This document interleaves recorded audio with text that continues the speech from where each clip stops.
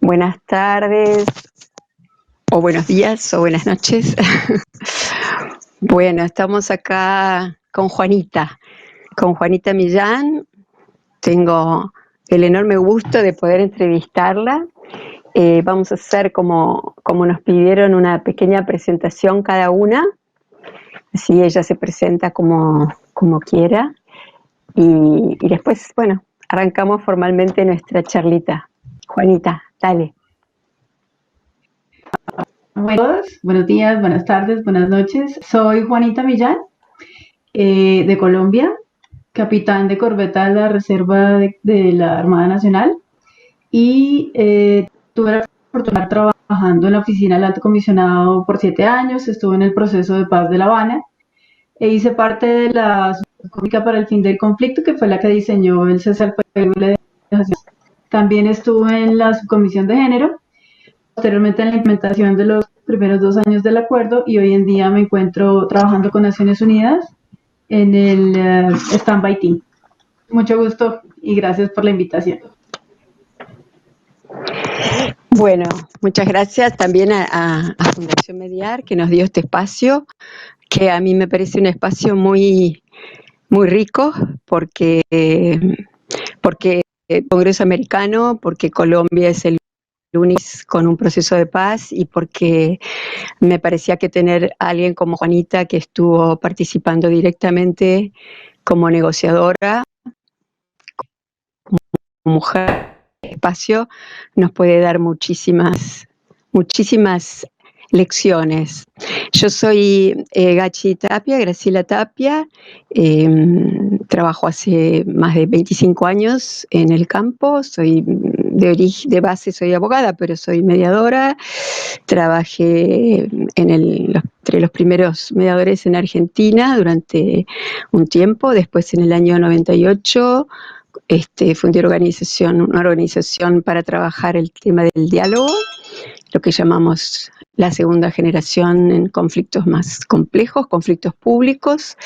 Trabajamos allí durante unos cuantos años con mucha gente joven, y que con tu perfil sos politóloga, Juanita, así que te cuento que teníamos muchos politólogos trabajando en la fundación.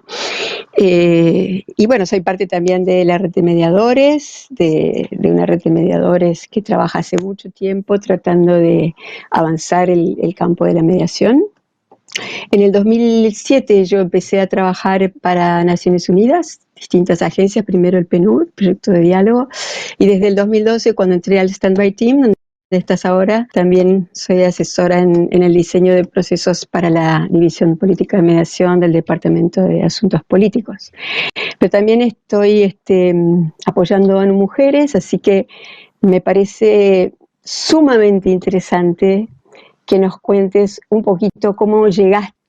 Bueno, el perfil es muy interesante, sos una profesional, politóloga, estabas trabajando en la Armada y aparece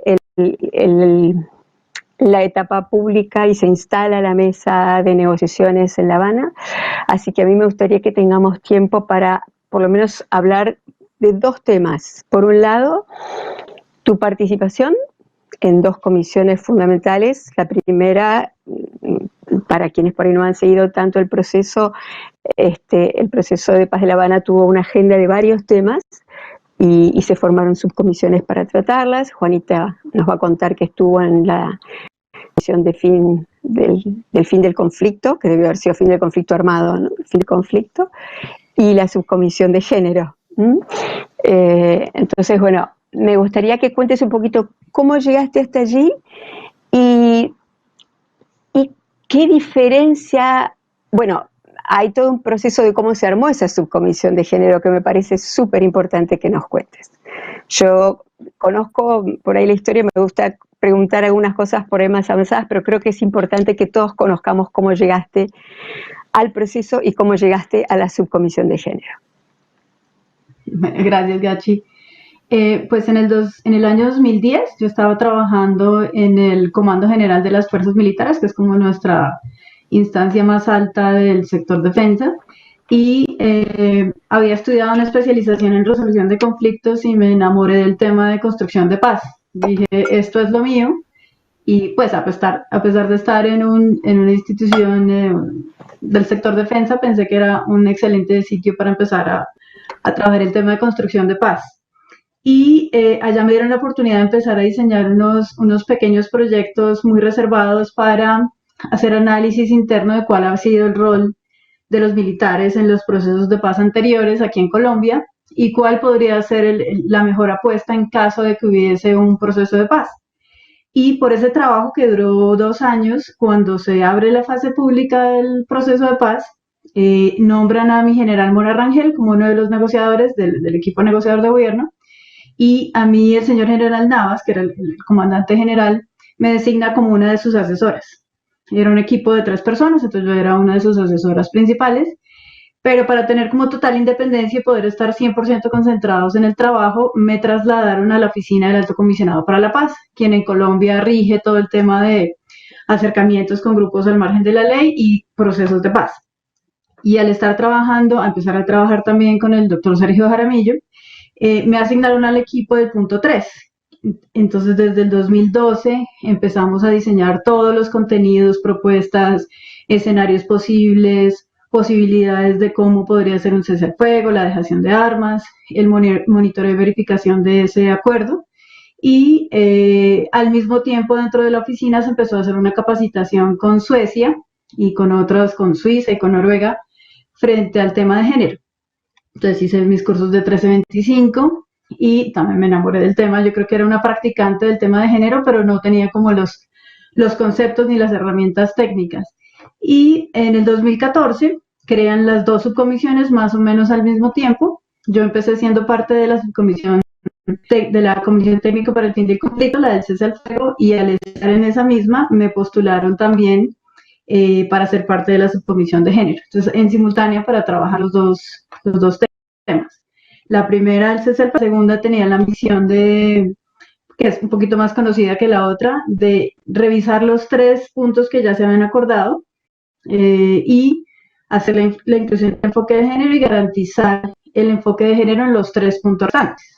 Entonces, esa fue la manera en que llegué al proceso de paz en La Habana. Estaba involucrada desde el inicio aquí en Colombia, Bogotá, pero a La Habana llegué en el 2014. Bueno, lo conté muy bien, muy formalmente, pero yo que he charlado bastante con vos, sé que hay algunos cuentos muy ricos en cómo estabas trabajando en la comisión, ¿no? ¿Cómo decir? Donde había más hombres y cómo surgió esa conexión entre vos y tu colega FARC, pensar el tema en un momento en el que el tema no salía. Me gustaría si podés contarnos eso también. Sí, bueno, hay muchas experiencias y muchas historias de 2 años largos de trabajo en La Habana. Y bueno, las dos comisiones eran completamente diferentes. La del cese al fuego era 100, o 99% compuesta por hombres. De las dos partes éramos más o menos 16 personas del gobierno, principalmente fuerzas militares y policía, y del lado de FARC también. Yo era la única mujer militar de ese equipo, y del lado de FARC inicialmente habían tres mujeres, y en la de género éramos 6 mujeres, y seis mujeres de gobierno y 6 mujeres de las FARC, y había un hombre de cada parte. Y las diferencias eran abismales, digamos, en la primera mucha atención, mucho protocolo, eh, todo era calculado, teníamos como muchas estrategias frente a la aproximación, quién hablaba primero, demasiado formal. Y en la de género era un espacio muy diferente. Nosotros lo llamábamos que era como nuestra válvula de escape de los hombres, porque tanto ellas como nosotros pues estábamos abrumadas de todo el trabajo y la sobrecarga de trabajo que teníamos el grueso de las mujeres de las 2 delegaciones, que cuando citábamos las reuniones de la subcomisión de género era como un respiro de, bueno, estamos casi que libres de hombres, entonces era como llegábamos, tanto ellas como yo nos decíamos, no me aguanto más a los hombres de las FARC, y yo decía, no me aguanto más a los generales y cosas así. Entonces era un espacio más como, se sentía, a pesar de que éramos enemigos técnicamente, como un espacio seguro. Por alguna extraña razón se sentía como un espacio seguro. Y claro, al ser minoría en la subcomisión de técnica para el fin del conflicto, las posibilidades de participar eso eran un poco diferentes. Entonces ahí también empezamos a crear como alianzas tácitas entre Erika, Mayerly y Mirella, que eran las tres mujeres de las FARC al comienzo, para poder influenciar y tener como todos los temas de género desde el inicio de las discusiones de cese al fuego. Pero fue un tema que fue saliendo como sin mayor preparación, sino por alianzas que hacíamos ahí, sí, para decir como por fuera de la mesa o detrás de la mesa, o en el baño, o en el corredor, o en el café.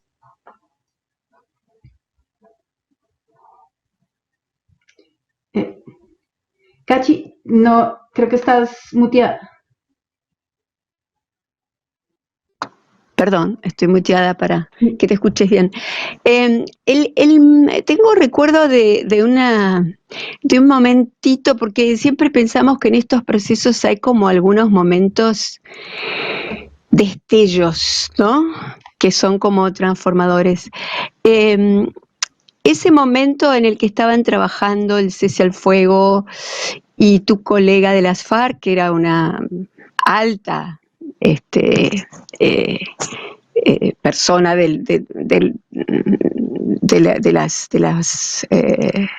las negociadoras de la otra parte, y vos de alguna manera se dan cuenta de que eso va a pasar sin que se toque el tema, ¿no? Creo que estaban, no sé si era el tema de justicia, no sé si era la justicia transicional o cuál era el tema, estaban en el cese al fuego, ¿verdad?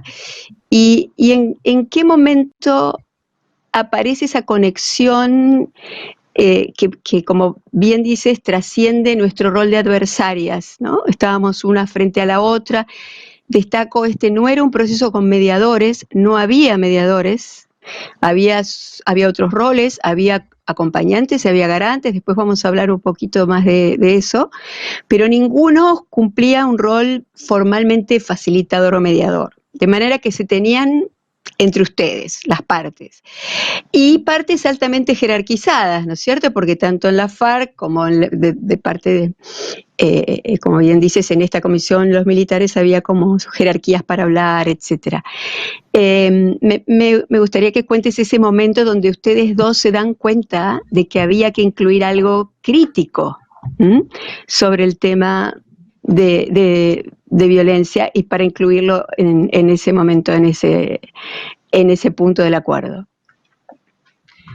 Sí, esa es una historia que me gusta contar mucho porque de esas pequeñas cosas terminan, tú tal vez no te das cuenta en el instante que suceden, pero terminó siendo una de las provisiones más importantes de todo el acuerdo.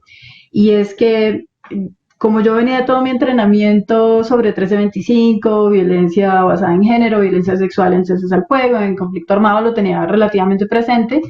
Y esto fue al inicio de la discusión del cese al fuego.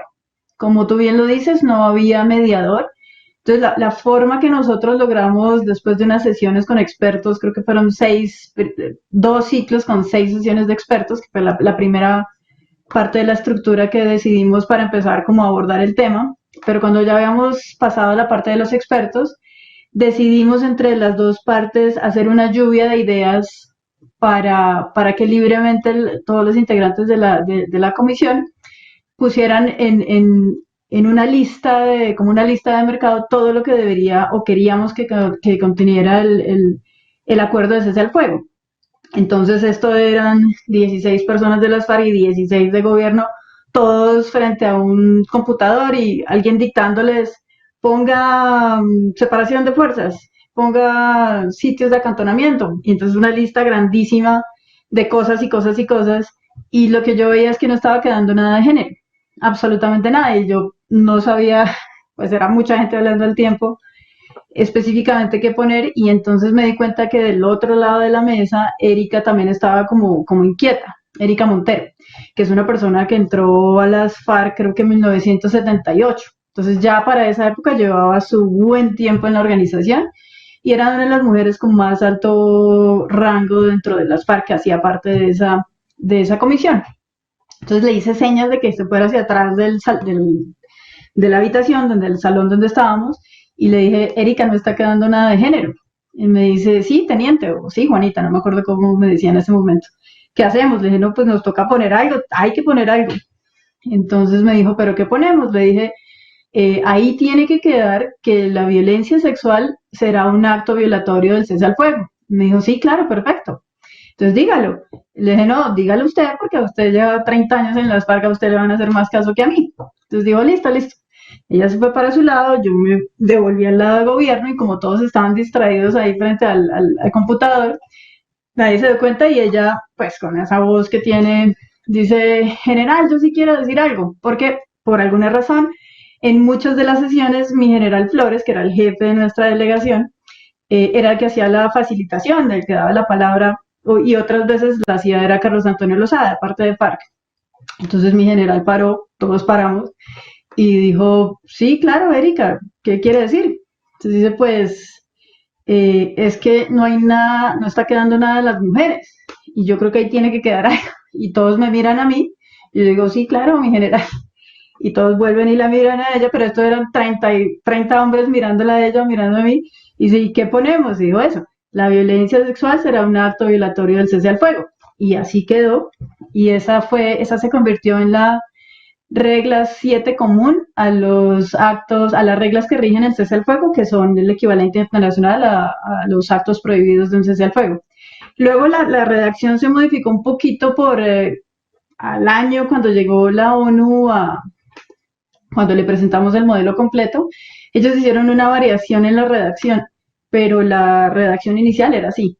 Entonces esa fue una de las primeras cosas y por lo que yo sé y he leído frente a ceses al fuego, de lo más difícil de lograr es esa, que específicamente dentro de los actos prohibidos quede esa prohibición, es de las cosas más difíciles de lograr, y aquí se logró casi que en la primera o segunda intento de incluir los temas, y creo que fue gracias a nosotras.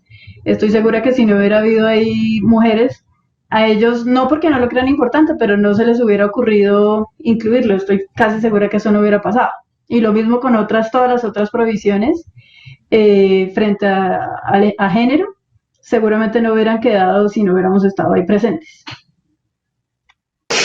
Bueno, yo quería resaltar que estamos a punto de cumplir los 20 años de esta resolución 1325, ¿no? Que tanto desde Naciones Unidas empuja la posibilidad de que más mujeres participen en los procesos de paz, en los procesos de mediación y de diálogo, y que haya más mediadoras en estos niveles, al que llamamos el track 1 o alto nivel. Yo en ese momento recuerdo que estaba en el Standby Team y con Naciones Unidas lo que queríamos justamente era tratar de abrir este proceso, ¿no?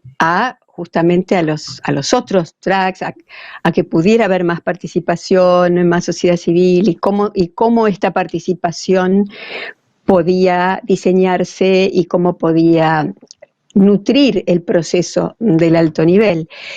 Yo creo que justamente una de las cosas interesantes es que nos cuentes qué pasó allí con el movimiento de mujeres, cómo fue que las mujeres llegaron a ese proceso con esa potencia, ¿no? Sé que hubo una gran cumbre con apoyo de ONU Mujeres y de Suecia, pero digamos, costó bastante instalar, y creo que hay un cuentito de una foto bastante notable sobre eso, y bueno, y cómo de alguna manera termina el proceso de Colombia siendo un proceso modelo, como ningún otro, en lo que hace al enfoque de género, a cómo ustedes lograron incluir un enfoque diferenciado en cada uno de los temas de la agenda. Entonces quería que contaras un poquito, bueno, cómo se sintió ese empuje, cómo se sintió esa incidencia, ¿no? De los grupos y las redes de mujeres. Sí, yo creo que buena parte, o mejor dicho, las mujeres de la sociedad civil en Colombia fueron las que iniciaron todo este proceso. Esa es la verdad. Porque esa cumbre sucedió en el 2013, si no estoy mal, fueron dos, pero la primera fue en el 2013. Ahí ya llevábamos un año de proceso y a pesar de que había por lo menos un 30% de mujeres en las dos delegaciones desde el inicio, sus roles no eran tan visibles. Y pues estaba, por ejemplo, la doctora Elena Ambrosi, la doctora Mónica Cifuentes, en el alto comisionado del grueso, Juanita Gobertus, el grueso de las cabezas al interior eran mujeres y todas las expertas que soportaban a los negociadores eran mujeres y lo mismo del lado de las FARC. Pero todo el mundo sabe y tú sabes que lo que siempre se fija es los negociadores. Y creo, no he logrado identificar, por ahí la tengo, pero no logré ubicar la fecha. La revista Semana, que es una de las revistas más importantes aquí en Colombia, publicó una portada que decía Los hombres de la paz. Entonces, y eran todos los negociadores de gobierno, o sea, 6 hombres. Y eso creo que, a pesar de que el movimiento de mujeres y los colectivos de mujeres ya venían haciendo mucha presión, eso fue la gota que rebosó la copa para las, inclusive ofendida de que solo estuvieran ahí los hombres y se dijera los hombres de la paz, cuando evidentemente no era cierto, y ahí creo que nació el eslogan la paz sin las mujeres no va, y un montón de eslogans que sacaron ellas de que era inaceptable que la cara de la paz en Colombia fueran a ser hombres. Eso fue un impulso grandísimo que venía en paralelo con otros esfuerzos, y el lobby fue tanto de parte de los colectivos de mujeres que en el 2013 también el señor presidente Santos decide nombrar las primeras 2 mujeres negociadoras oficialmente, y de parte de FARC también, ellas ya estaban en la mesa, pero empezaron a tener un rol más visible. Ahí estaba Victoria Sandino y en ese momento estaba Tanya sí, Tanya, la holandesa. Entonces ya habían 2 y 2. Pero ya teníamos el acuerdo de punto 1 de reforma rural integral, y al leerlo uno podía ver que sí habían cositas de provisiones de género, pero era todavía muy tímido. Entonces las mujeres de Colombia, que son súper fuertes y son creo que las más y mejor organizadas del mundo y con un gran poder de influencia sobre el país y el mundo en general, que llevan haciendo procesos de construcción de paz, no sé, 40, 50 años, siguieron pedaleando y empujando, es decir, no es suficiente que haya 2 negociadoras, queremos verlo en los textos y los textos no están reflejando eso. Se necesita algo más sustancial y sustantivo, que queremos más, mejor dicho. Solo tener 2 mujeres negociadoras no es suficiente para lo que necesita Colombia. Y ahí empezaron, ahí el gobierno, por ejemplo, contrató una experta sueca para ayudarnos a pensar cómo podría empezar a incluirse el tema del enfoque de género. Eso fue un tema confidencial por mucho tiempo, pero ella empezó como a hacernos esa asesoría y pues dijo, la verdad están graves en esto, sí, la participación de 2 negociadores es buena, pero están lejos de lograr tener un tema transversal dentro del acuerdo. Esa asesoría siguió, y las mujeres siguieron insistiendo que se necesitaba más, y fue la mesa que un año después decidió crear la subcomisión técnica con esa misión específica.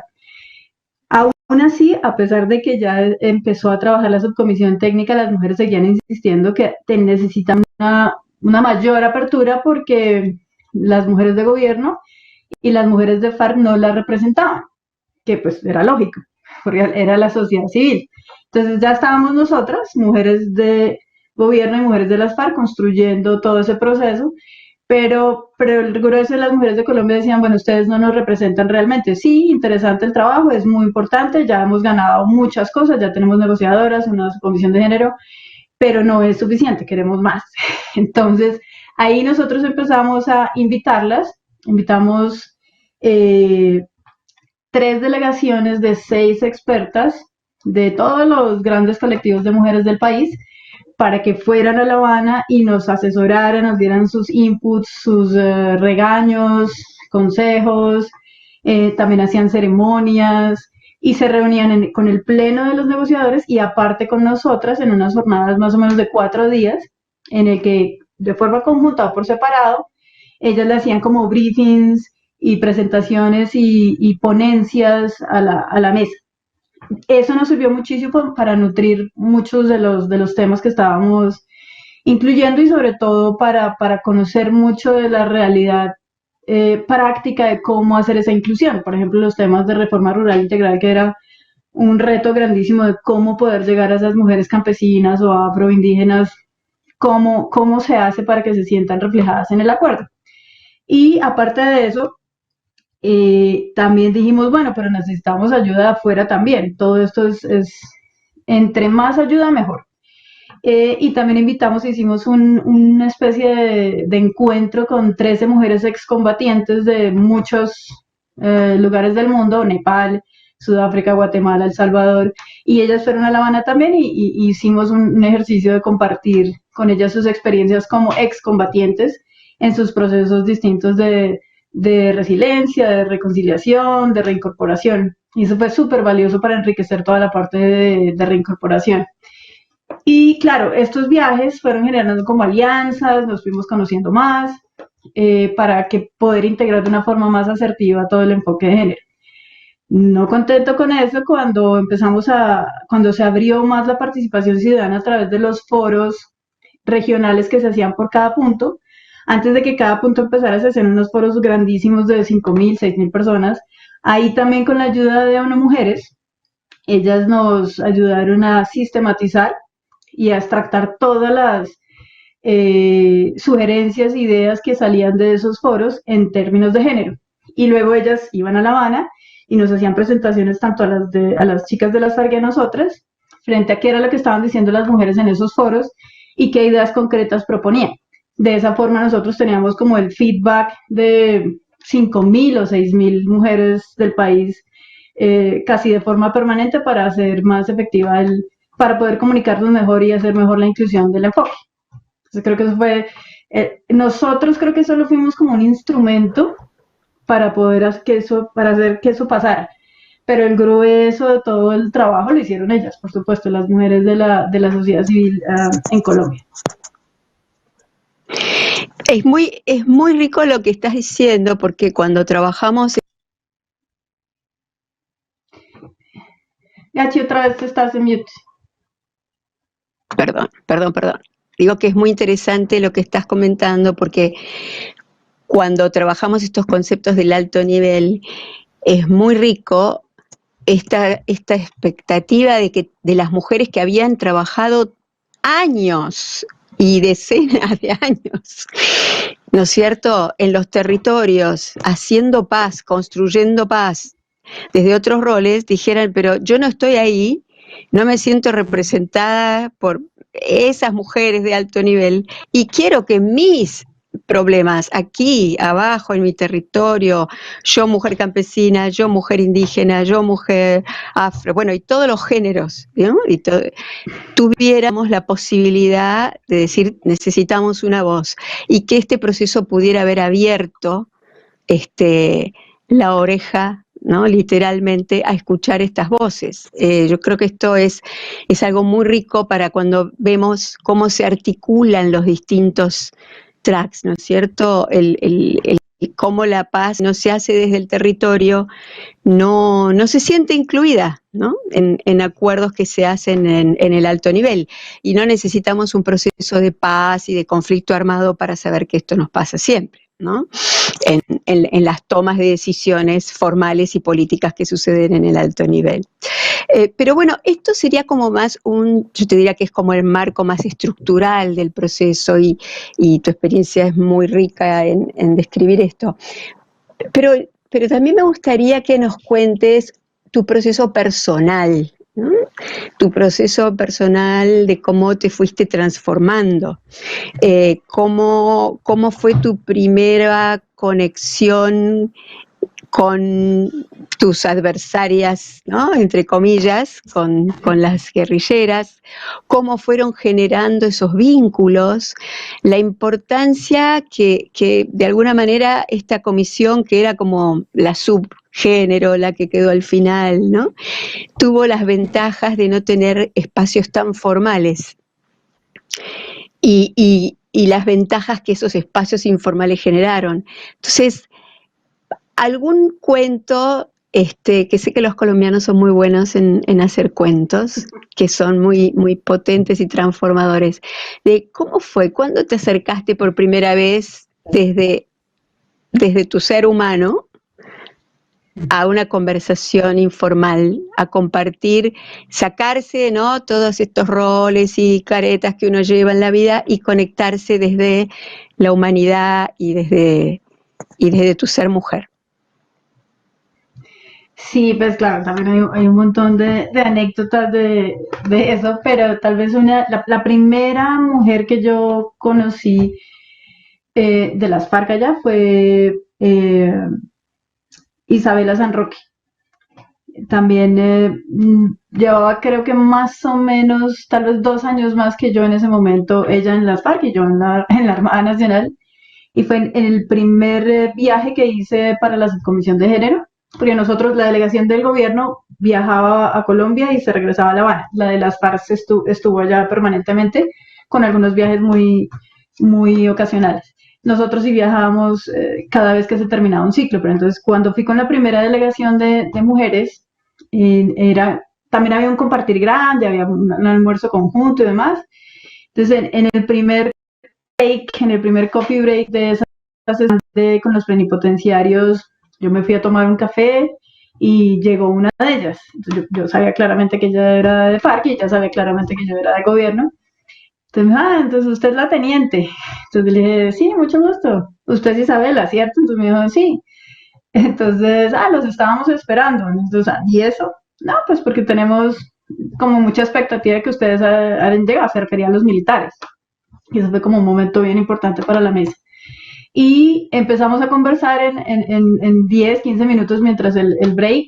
Y cuando yo me di cuenta ya no había una, sino dos, tres. Entonces ya había como 5 guerrilleras ahí alrededor mío. Y empezamos con una conversación básica. Venga, ¿y usted cuánto lleva en el ejército? Le dije, no, yo soy de la Armada. Me dijo, sí, por eso, eso no es lo mismo. Entonces le expliqué. Dije, bueno, sí, en última, sí, más o menos lo mismo. Entonces yo le dije, creo que en ese momento yo llevaba 10 años. Me dijo, yo llevo 12. Pero usted estudia algo, entonces empezamos a conversar. Y la conversación terminó en, bueno, de qué color es su uniforme, de qué color es el de ustedes, cómo forman. Entonces yo le dije, pues por antigüedad. Me dijo, ¿cómo así? Le dije, pues por esto. Y me dijo, ¿qué es eso? Le dije, por el grado. Me dijo, ¿cómo que el grado? Le dije, yo soy teniente. ¿Usted qué es? Me dijo, no, nosotros todos somos camaradas. Y le dije, ¿y ustedes cómo saben entonces quién es el jefe? Dijo, no, todos nos conocemos. Dije, bueno, en mi institución es muy difícil porque somos 32.000.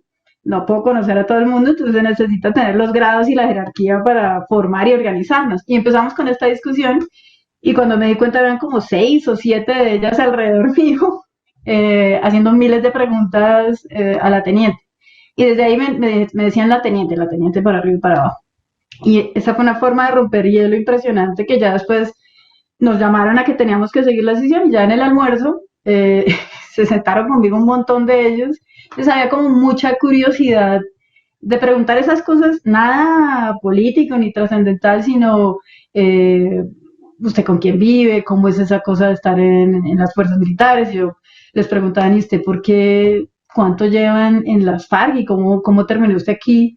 Entonces fue muy enriquecedor ese primer momento, pero creo que todo empezó más como con una curiosidad básica de, para ellas, bueno, para ellas y para mí era la primera vez que veíamos una mujer, yo era la primera vez que veía una mujer guerrillera y ellas era la primera vez que veían una mujer militar y creo, sí, una mujer militar y una mujer de la Armada.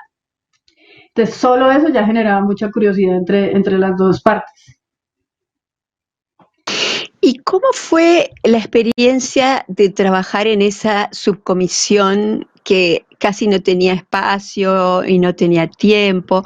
¿Qué rol cumplían un poco las mujeres eh, garantes, ¿no? Acompañantes que de alguna manera no eran mediadoras, no eran facilitadoras, pero ¿cuál era el rol de ellas? Bueno, sí, eso también fue, yo creo que esas dificultades lo que sucedía era que la mesa principal tenía que siempre estar con todos los plenipotenciarios, entonces las técnicas no podían sesionar cuando la principal estaba sesionando. Y entonces la siguiente que empezaba a trabajar cuando terminaba la mesa principal generalmente era la de cese al fuego. Y La de género entonces tenía que trabajar después de todas esas. Y por supuesto el Palacio de Convenciones en La Habana, que es el sitio que nos prestaron o que se alquiló para las negociaciones, cerraba, habían estipulado los primeros años que el sitio estaba abierto de 8 de la mañana a ponle 3 de la tarde para las negociaciones. Y ya a esa hora era que se acababa, por ejemplo, la de la subcomisión de fin de conflicto. Entonces, para la de género ya no había salones, ya no había espacio. En Cuba es difícil conseguir un cafecito, un paquete de papas, un pan, no hay. A menos que los de logística o los cubanos pusieran algo, y ya a esa hora no había nada. Entonces empezamos a buscar sitios donde pudiéramos trabajar tranquilas porque estaba siempre la presión de ya tienen que cerrar y nos daba pena con las señoras del aseo que tenían que limpiar para el día siguiente. Decimos, no podemos trabajar así y no estaba bien visto que trabajáramos en la casa de o alguien de las FARC o alguien del gobierno, necesitábamos un espacio neutral. Y decidimos entonces pedirle el favor a las noruegas que si nos prestaban su casa. Y ellas dijeron, sí, claro, aquí pueden trabajar tranquilas, y era en un espacio en el laguito, que era donde vivían las dos delegaciones, no los militares, pero sí las dos delegaciones, que era un espacio muy bonito. Entonces ellas nos hacían el favor de prestarnos esa casa para poder trabajar.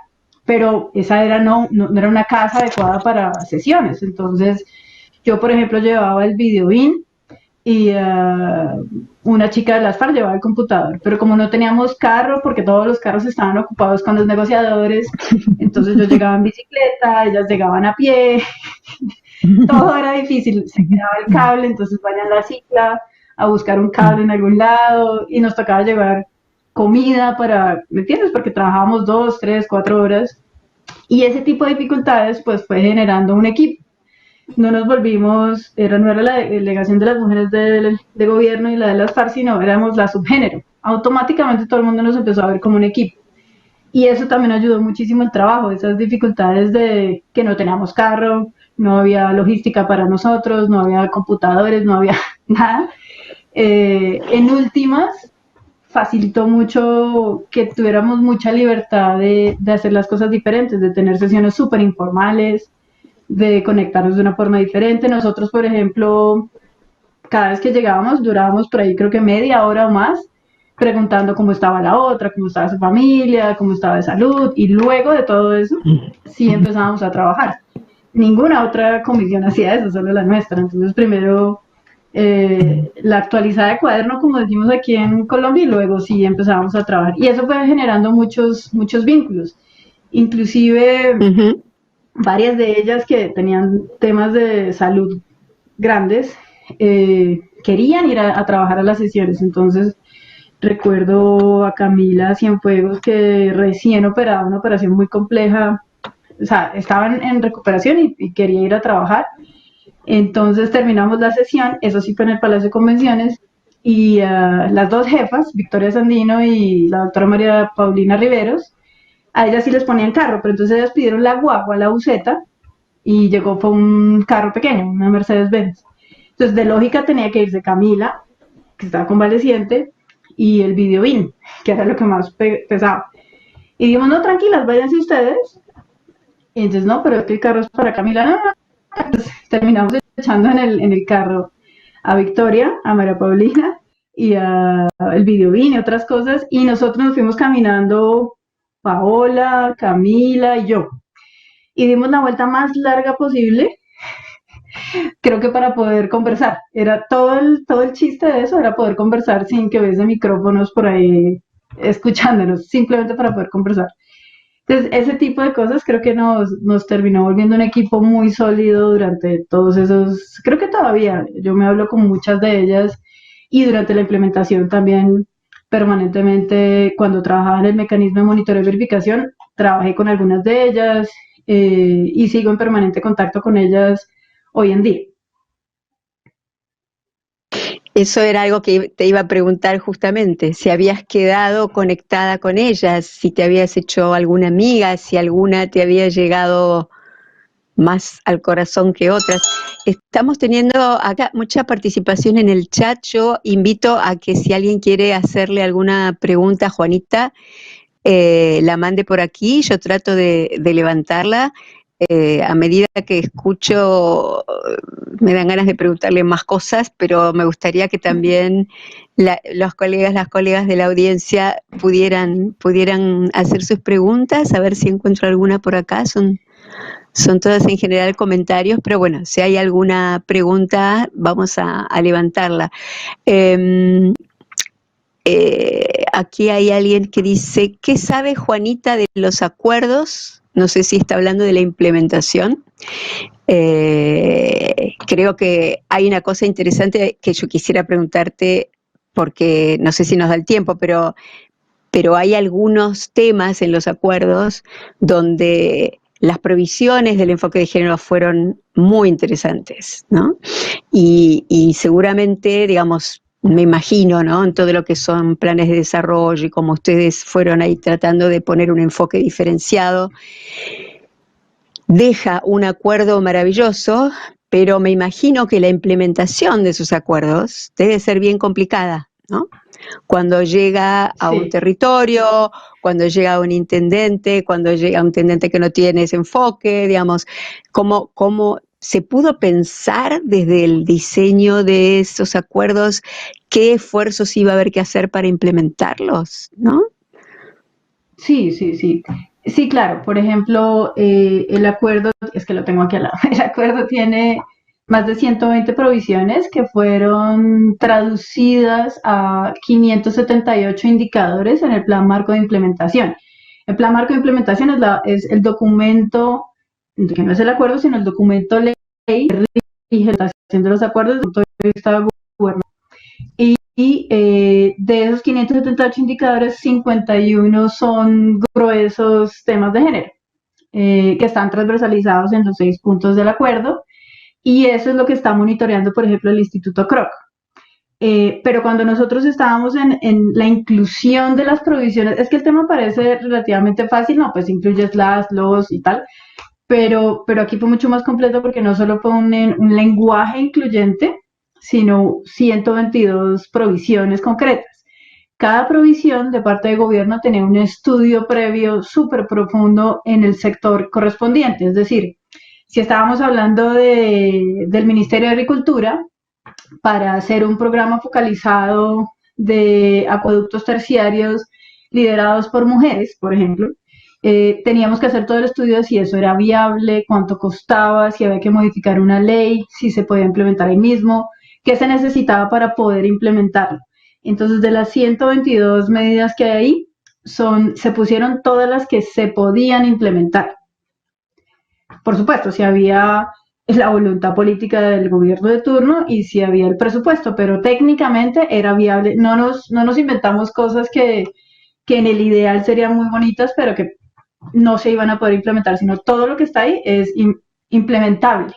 Lo que por supuesto sucede es que como todos sabemos, América Latina y Colombia son países muy patriarcales, machistas y estos son transformaciones sociales que no van a cambiar porque un acuerdo de paz o una ley diga que hay que incluir a las mujeres en los proyectos productivos o en el cultivo, la comercialización del café, por ejemplo. No pasa. Entonces, lo que sí se previó dentro del acuerdo es que tenía que hacerse un tema de pedagogía masivo y no solo en el tema de mujeres, porque acuérdate que la subcomisión no se llamó subcomisión de mujeres, sino subcomisión de género. Entonces, todo el tema LGTBI está ahí. Claro, súper importante lo que estás diciendo. Sí, entonces nuestros asesores y aportes y a las visitas a La Habana no solo fueron colectivos de mujeres, sino también los más grandes colectivos de comunidad LGTBI, que hicieron aportes fundamentales a todo el texto del acuerdo y las provisiones. Pero por supuesto, como te decía, las partes técnicas sí requieren de una inversión grandísima y voluntad política, pero creo que lo más difícil es el tema cultural, que cambiar esas costumbres y esa sociedad patriarcal y machista es lo que más cuesta y nos va a costar tal vez los 15 años de la implementación. Por supuesto que si esto está soportado en normas, en directivas y con financiación y con técnicos, es un poquito más fácil que esperar que el contexto cambie por sí solo. Lo que ha sucedido con la implementación de las provisiones de género, porque todo está, es súper fácil saber si se está implementando o no, si alguien quiere revisar los informes del Instituto Kroc. Lo que ha sucedido es que al priorizar temas, por supuesto ahí empieza a quedar rezagado los temas de género, porque siempre dicen seguridad es primero, justicia transicional va primero, pero como la ventaja del acuerdo es que está tan transversalizado que cuando están implementando todo el sistema integral de verdad, justicia, reparación y garantías de no repetición, ahí van 7 provisiones de género grandísimas. Entonces eso jala para que todo se vaya implementando al ritmo que se va implementando el resto. Sí, porcentualmente están por debajo la implementación de todas las provisiones de género, de todas las medidas de género, pero también ha sido un reto grande porque con la llegada del gobierno Duque, ellos no llegaron tan abiertos a implementar 100% el acuerdo. Llegaron no vamos a implementar o solo vamos a implementar algunas cosas. Y yo creo que al poco tiempo ellos se dieron cuenta que el acuerdo era fundamental y empezaron a implementarlo. Yo trabajaba en esa oficina y sí se empezó a implementar. Lo que sucedió es que le cambiaron los nombres a muchas cosas. Y al cambiarle el nombre a lo que estás haciendo, pues el indicador no es el mismo, entonces el Instituto Kroc no lo cuenta como que se está cumpliendo porque no se llama igual. Entonces creo que es una falencia que ha tenido el gobierno en cambiarle los nombres a las cosas y sin implementarlos y parece que no se está implementando. Ese es uno de los grandes retos, por ejemplo. Pero el gobierno creó una gran arquitectura. Yo no creo que, bueno, seguramente hay otros países que tengan una arquitectura tan sólida en el tema, pero no sé si otros países tengan una arquitectura tan sólida en implementación de acuerdos de paz con enfoque de género. Es decir, aquí está la alta instancia de gobierno para la implementación del enfoque de género y es donde se reúnen todas las entidades del gobierno que tienen provisiones de género, o sea, todas, son como 17, y cada mes el alto consejero para la estabilización, el doctor Archila, pasa al tablero a cada una de las entidades y le mide porcentaje de implementación, recursos, personal y cómo va esa implementación. Aún así sigue siendo muy lento frente al resto de las cosas, pero hay un esfuerzo gigante para implementarlos todos. Pero van rezagados del resto de la implementación por la misma aproximación que le dio este gobierno a la implementación, que es como sí, pero no todo. Uh-huh.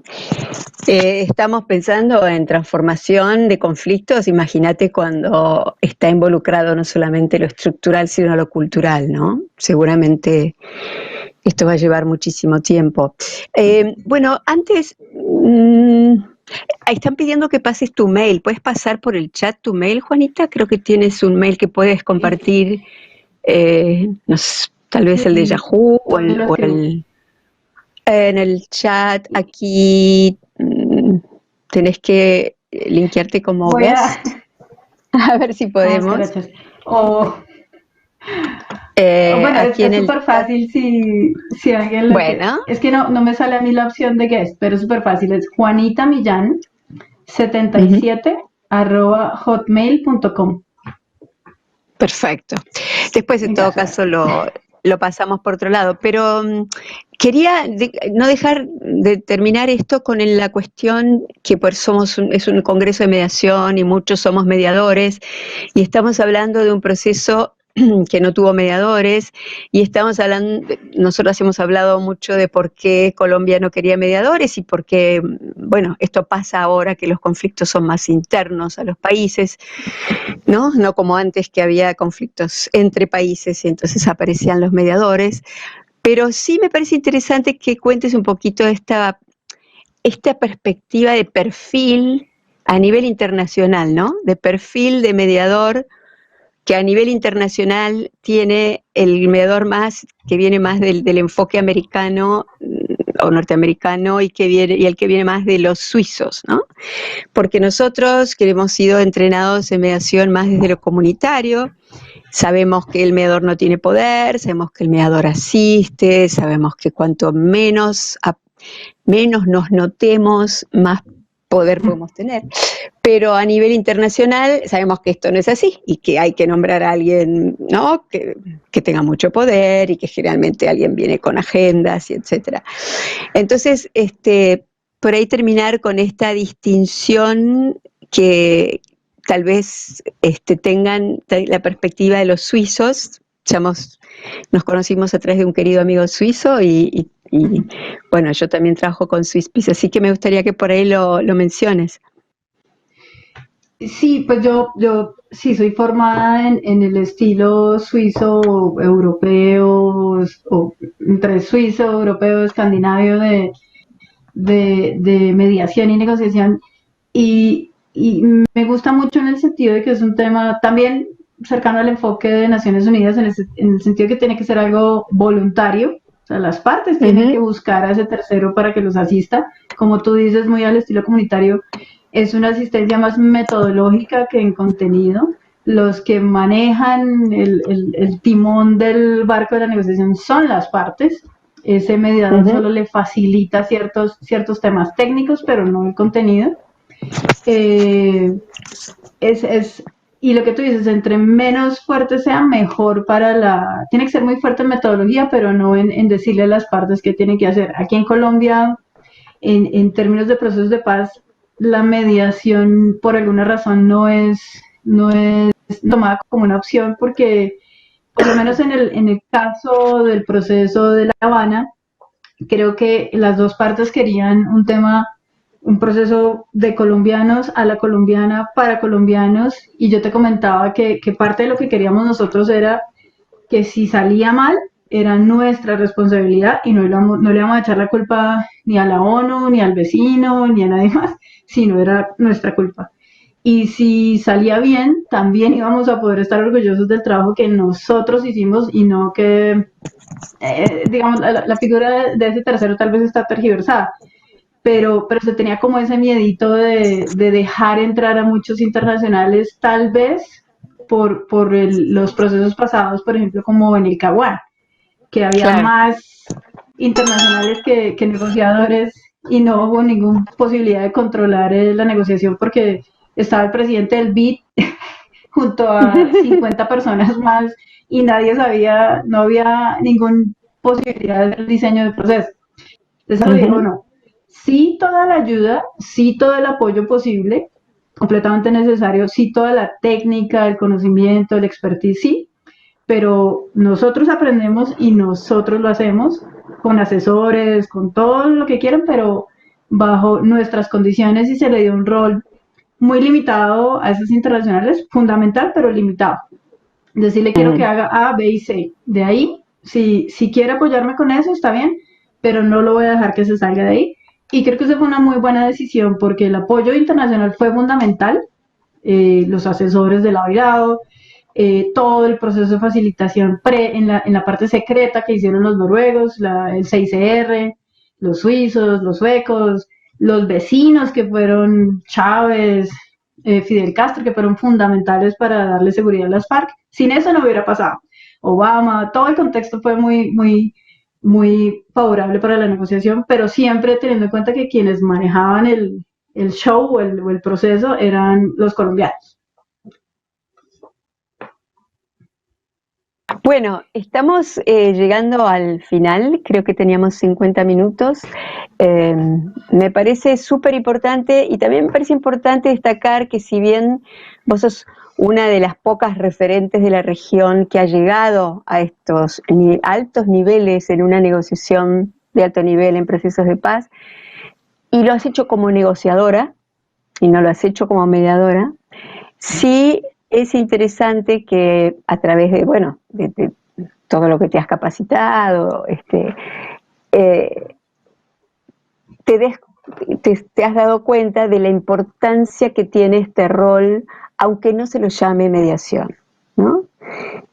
Como el tema de estratégico, de como yo recuerdo trabajando inclusive con todas las redes de mujeres de Colombia, que básicamente son de incidencia y son defensoras de derechos humanos, como había cierta resistencia a las redes de mediadoras, pero cómo pudimos ir viendo cómo en otros niveles estos roles, si uno tiene las herramientas de constructor de puentes, cómo has jugado vos ese rol sin ponerte la etiqueta de mediadora, ¿no? Pero cómo has podido operar en articular conversaciones entre contrapartes, eso, sí, citas sobre eso y